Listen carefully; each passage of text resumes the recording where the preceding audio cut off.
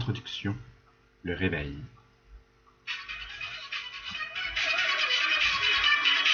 « 4h30, Nanny Cat explose dans la chambre. C'est le premier réveil de la nuit pour préparer les suivants. La musique perfore les oreilles de la fouine qui se les cache sous son oreiller. Il pensait avoir été malicieux en mettant le téléphone sur le bureau de l'autre côté de la pièce. Mais c'est trop loin pour lui. Il laisse la musique défiler, le mode réveil éternel activé sur l'engin. Par un étrange processus naturel, la musique arrive à le bercer. La fouine, avec encore quelques morceaux de bave séchée aux commissures des lèvres, se rendort paisiblement. 5h03. Des coups contre le mur réveillent la fouine. Encore ce voisin ultra chiant qui, dès le moindre bruit, râle et frappe ce mur, comme si c'était un punching ball. Les coups font penser à des poings, ce qui le fait rire car le mur est censé être porteur.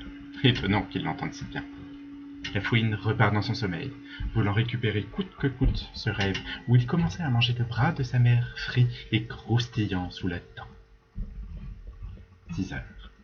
Une sirène de pompiers fait sursauter la fouine de son lit. La musique provient du second téléphone, posé sous le pied du lit. Il essaie de se motiver à bouger un bras, mais celui-ci refuse de quitter la chaleur de la couette. 6h15. La fouine se réveille péniblement sous les coups sourds contre le mur et les hurlements étouffés qu'il croit percevoir à travers la cloison, toujours en harmonie avec les deux réveils qui ne cessent de vomir leur vacarme. On se croirait à l'armée, pense-t-il.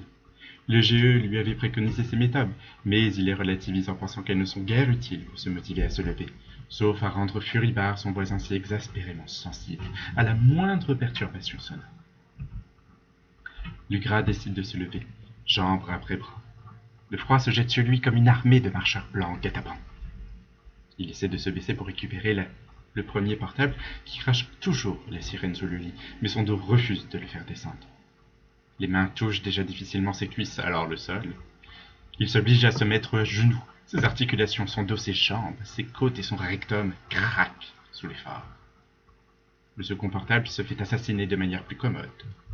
Il croit entendre résonner un « Je vais te tuer » quelque part, au loin.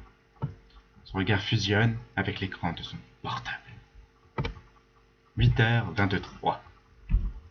Lugras sort de la chambre pour se rendre à la cuisine et démarrer son tout premier repas. Objectif, se limiter à 4 repas par heure.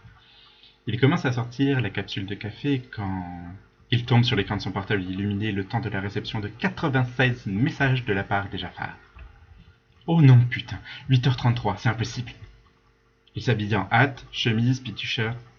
Go fuck Monday and your sis par-dessus. Pantalon beige, chaussures maroquinées.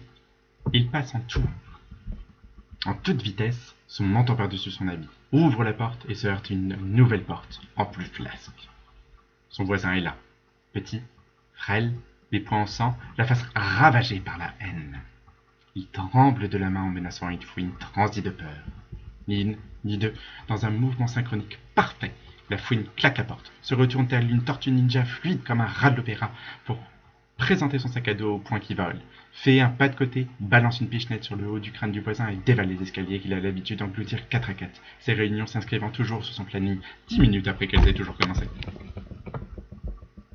Sauvé, fier comme une fouine qui vient une nouvelle fois de défier le destin, il se presse vers le métro. Merde, le sport. La fouine prend conscience que son ami de toujours, Invictus, l'attend une nouvelle fois, alors que son retard ne fait que s'accumuler. Et bien entendu, il ne l'a pas prévenu. Il décide de lui écrire. Grosse soirée hier, pas entendu mon réveil, mal de tête, m'attends pas pour le sport, désolé mon pancake. Que penses-tu que l'ami en question a décidé de faire depuis 7h du matin devant la salle de sport? C'est à toi de faire un choix, cette fois-ci. Le premier choix qui t'attend pour la suite. Premier choix, Invictus décide d'attendre la fouine. L'amour, le vrai. Deuxième choix, Invictus est fâché, mais il reste et l'attend. Invictus l'aime bien quand même. Troisième choix, Invictus se fâche et part. Il était une fouiffe.